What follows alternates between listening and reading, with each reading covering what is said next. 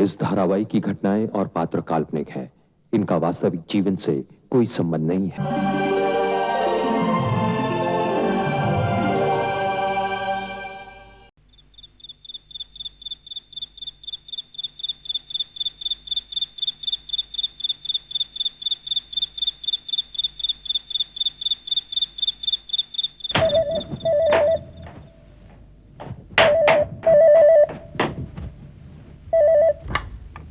Hello.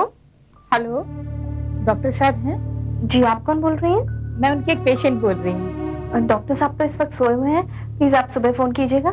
सुबह तक तो बहुत देर हो जाएगी, मेरा इस वक्त उनसे बात करना बहुत जरूरी है। क्या इतना जरूरी है? जी, आप प्लीज उनको जगा दीजिए, वरना मेरी तबीयत खराब हो सकती है। देखिए प्लीज आप घबराइए मत, होल्ड कीजिए, मैं अभी बाबूजी को उठाती हूँ।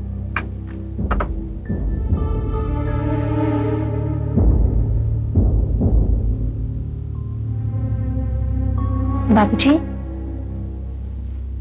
बाबूजी,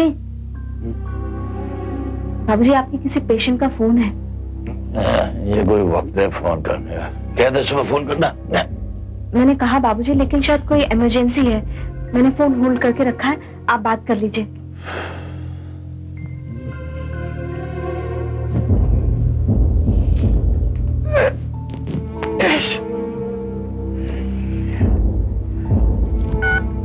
हेलो, कौन? डॉक्टर साहब, मैं आपके लिए बीमार। कौन कौन है? अच्छा, तो अब आवाज भी नहीं पहचान रहे हैं। मैं आपके दिल की पेशेंट। ओह अच्छा, तुम बोल रही हो। एक मिनट, तुम्हारा मुंह क्या दिख रही खड़े खड़े? जा चाय बना कर ला। चाय इस वक्त बाबूजी? अरे तूने जगा दिया है तो चाय तो पीनी पड़ेगी ना। जा चाय बना के ला दे, जा।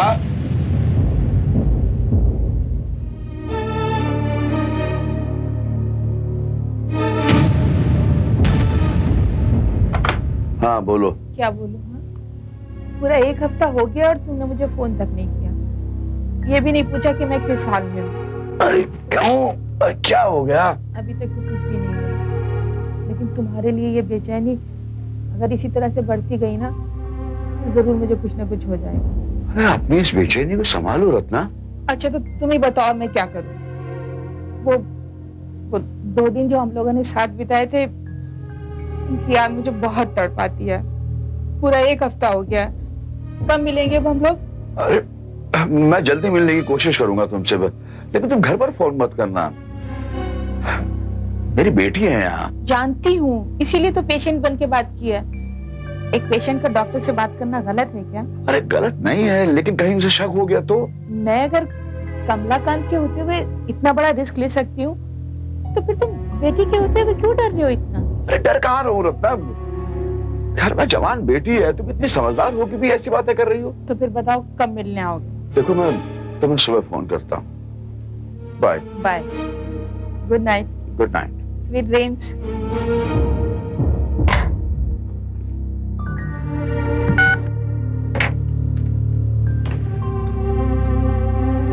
चाय बाबूजी। पेशेंट की तबीयत ज्यादा खराब है क्या? हाँ? नहीं, जिसका अभी फोन आया था उसकी हालत ज्यादा खराब है क्या?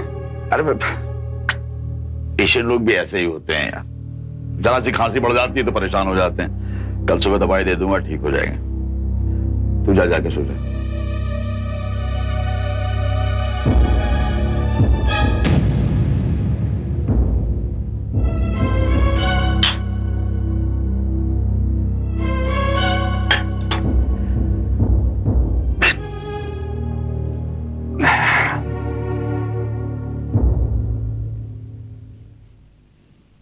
क्या बैठ के तुम अखबार पढ़ रहे हो? ये देखो, मन की दूसरी चिट्ठी आई है, पढ़ो इसे। अरे क्या लिखा है, तुम ही पढ़ दो।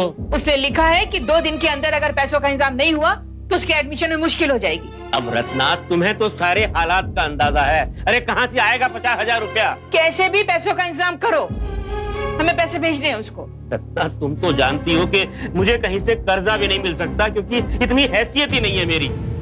चड्डा साहब ने मना करके तो मेरे सारे रास्ते बंद कर दिए, अब मैं क्या करूं? ये सब सोचना तुम्हारा काम, मेरा नहीं। कहीं से कोई इंतजाम नहीं हो सकता रत्ना, यकीन करो, कोई उम्मीद नहीं है। ठीक है, तो फिर मैं मन को वापस बुला लेती। लेकिन इतनी जल्दी क्या है उसे वापस बुलाने की? अरे जब तुम पैसों का इंतजाम कर ही नहीं सकते हो तो मन मारे के करेगा क्या?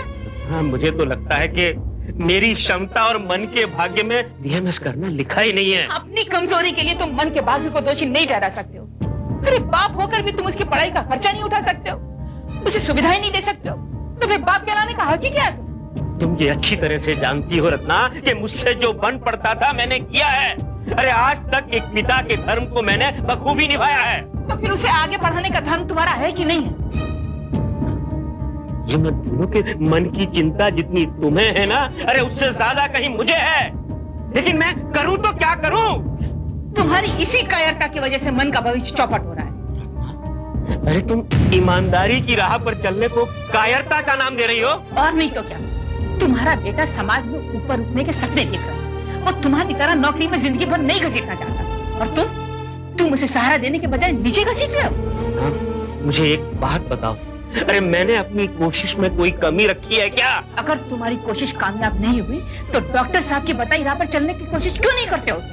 वो तो पूरे 50,000 रुपए देने को तैयार हैं। लेकिन बेईमानी की बुनियाद पर रत्ना मेरी चोरी करने की कीमत चुकाना चाहते हैं वो। तुम्हारी ईमानदारी अगर बेटी की जिंदगी में रुकावट बन रही है तो ऐसी ईमानदारी किस काम की? 2 दिन के अंदर अंदर अगर तुमने रुपयों का इंतजाम नहीं किया तो मैं मन को वापस बुला दूंगी। वो भी तो देखे कि उसके बाप की हैसियत क्या है, उसका भ्रम टूट जाए कि एक बाप अपने बेटे के लिए सब कुछ कर सकता है, लेकिन तुम वो बाप नहीं। रत्ना मत करो मुझसे बातें। डॉक्टर साहब पूरे 50,000 रुपए देने को तैयार हैं, लेकिन तुमसे उनकी मदद नहीं ली जा रही है। कैसे आदमी हो तुम? देखो, अगर तुमने ये मौका गवा दिया ना तो मैं तुम्हें कभी माफ नहीं करूंगी।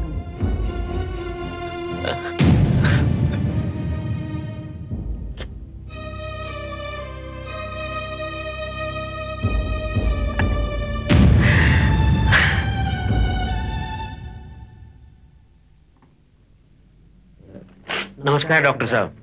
अरे नमस्कार नमस्कार कमलाकांत जी, आइए बैठिए ना। शुक्रिया। बोलिए, क्या सेवा करूं आप? डॉक्टर साहब, बस ये समझ लीजिए कि बहुत ही मजबूर होकर मैं आपके पास आया हूं। अगर मेरे बेटे मन के एडमिशन का मामला ना होता ना तो मैं कभी भी अपने आप को इस काम के लिए तैयार नहीं कर पाता। सफाई क्यों दे रहे कमलाकांत जी? हर आदमी की जिंदगी में मजबूरियां आती हैं, लेकिन समझदार इंसान वो होता है जो वक्त से पहले इन मजबूरियों को दूर करने की कोशिश करता है। सही बताऊं गजेंद्र जी, आज मुझे ये यकीन हो गया कि परिस्थितियां ही आदमी से पाप और पुण्य ये दोनों करवाती हैं। अरे पाप और पुण्य भ्रम है कमलाकांत जी। मैं तो ये बात जानता हूँ कि आदमी को वही करना चाहिए जिसमें उसका फायदा हो। डॉक्टर साहब, आप मुझे उस दिन 25,000 रुपए देने की बात कर रहे थे ना, प्लीज आप इस रकम को 50,000 रुपए कर दीजिए। एक बार मेरे बेटे मन का एडमिशन हो जाए फिर मैं आपको ये पूरी की पूरी रकम लौटा दूंगा, ब्याज के साथ।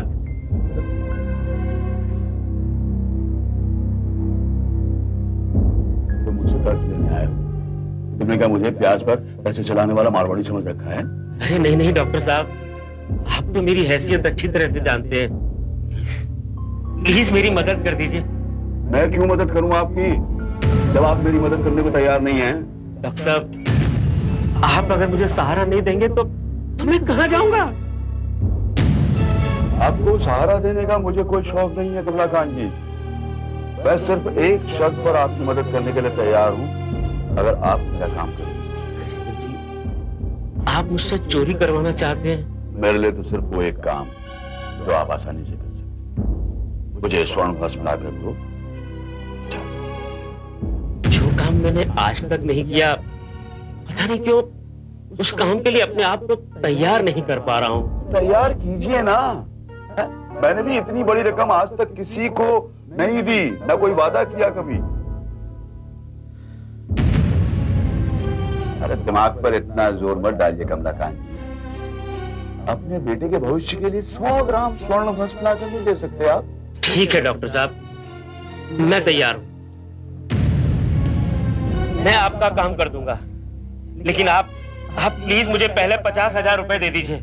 आप घर वापस जाइए, 2 दिन बाद आइएगा, 2 दिन में शाम हो जाएगा। अरे नहीं नहीं डॉक्टर साहब, मैं रुपए लिए बगैर वापस घर नहीं जाऊंगा। अरे खाली हाथ गया तो बीवी फिर से ताने देगी और मैं वो बर्दाश्त नहीं कर पाऊंगा। तो ठीक है, 2 दिन बाद आइए। ठीक है तो डॉक्टर साहब, मैं 2 दिन के लिए अपने दोस्त के घर रुक जाता हूँ। रुपए लेकर ही घर जाऊंगा। लेकिन रुपए लेकर आप मेरा काम करना भूल तो नहीं जाएंगे? जो काम मैं करना नहीं चाहता उसके लिए आपसे पैसे ले रहा हूँ तो मजबूरन मुझे ये काम करना तो पड़ेगा ही ना। देखिए, इस बात से मुकरिएगा नहीं। अरे नहीं नहीं गजेंद्र जी, आप यकीन कीजिए, मैं आपको वचन देता हूँ। लेकिन आप प्लीज पैसों का इंतजाम जरूर कर दीजिएगा। ठीक है, आप 2 दिन बाद आइए, सब इंतजाम। नमस्कार, मैं चलता हूँ।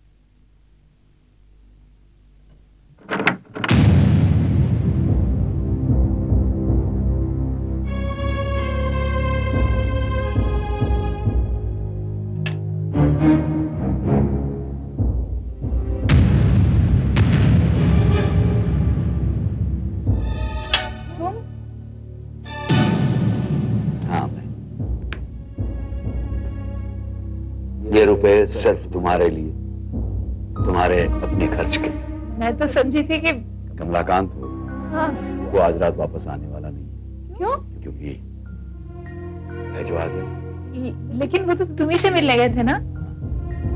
हाँ, वो आया था मेरे पास, उसने अपनी जरूरत बताई, मैंने उसकी जरूरत को पूरा करने का वादा करके उसे वहीं रोक दिया और अपनी जरूरत पूरी करने के लिए यहाँ आ गया। क्या? हाँ रत्ना, ये सब मैंने जानबूझकर किया जिससे कि हम दोनों एक दूसरे के साथ रह सकें। अब हम 2 दिन एक साथ होंगे, किसी का डर नहीं, कोई फिक्र नहीं। तो मेरा साथ पाने के लिए तुमने ये चाल चली है। बहुत चालाक है आप। ये चालाकी दिखाई है तो सिर्फ हमारे लिए, वरना एक साथ रहने का मौका कैसे मिलता? और अगर कहीं वो वापस आ गए तो? जब तक मैं 50,000 रुपए लेके उसको दूंगा नहीं, तब तक वो खाली हाथ वापस आने वाला नहीं। चल, आपकी वजह से उनको अक्ल तो आई, वरना वो तो हाथ पे हाथ धरे बैठे रहते। लेकिन रत्ना, इससे तो मेरा ही फायदा है। सच कहूं तो मुझे तो डबल फायदा। डबल फायदा?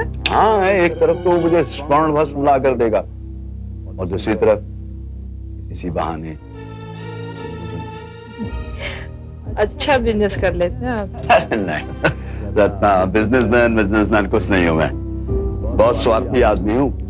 मैं वही काम करता हूं जिसमें मैं अपना फायदा देखता हूं। और अगर तुम्हारे इस फायदे में मैं ना शामिल हूं तो मेरा थोड़ा नुकसान होगा और तुम्हारा बहुत बड़ा। नहीं, अब तुम मुझे मिल गए हो तो मैं अपना कोई नुकसान नहीं होने दूंगी। मतलब रत्ना, हम दोनों ही स्वार्थी हैं। रत्ना, हम एक दूसरे को खो नहीं सकते। अब 2 दिन में हम एक पूरी जिंदगी जी लेंगे, समझ रही हो?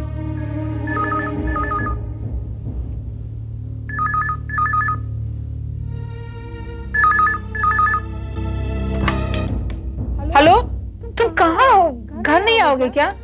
माँ, मैं कैसे घर आ सकता हूँ इस वक्त? अच्छा मन, तुम बोल रहे हो? हाँ बोलो बेटा, क्या बात है? ओ माँ, मुझे पिताजी से बात करनी थी। मुझसे कहो क्या बात है। पिताजी घर पे नहीं है। अभी तक घर नहीं आए? तुम अकेली हो? हाँ, और कौन होगा यहाँ पे? अच्छा माँ, अगर पिताजी आते हैं ना बाद में तो उनसे पूछना कि मैंने जो 50,000 रुपए का इंतजाम करने के लिए कहा था उसका क्या हुआ? बेटे वो इंतजाम करने गए हैं, 2 दिन के अंदर रुपए मिल जाएंगे। माँ पिताजी से कहो कि जल्दी करें, कहीं देर हो गई तो मेरे एडमिशन में प्रॉब्लम हो जाएगी।